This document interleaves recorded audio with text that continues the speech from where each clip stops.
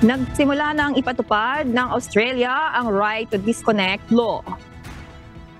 Layo ng batas na ito na bigyan ng sapat na oras ang mga manggagawa para sa kabilang personal time pagkatapos ng trabaho.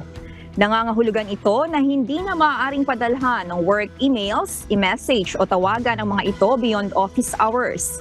Sa ilalim ng bagong panuntunan, hindi maaaring parusahan ang mga empleyado sa pagtanggi na basahin o mag-reply sa mga employer sa labas ng oras ng trabaho.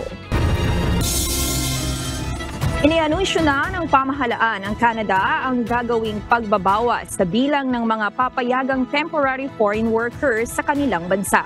Ayon sa Canada government, kinakailangan na nilang higpitan ang pulisiya dito dahil sa dumaraming bilang ng temporary foreign workers.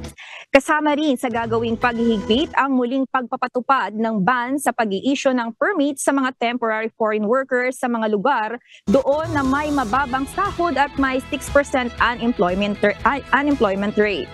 Ayon sa Canada government, sa ngayon ay naitala na ang highest population growth sa kanilang bansa na nasa halos 40 million. Kaakibat ang tumataas na bilang ng unemployment.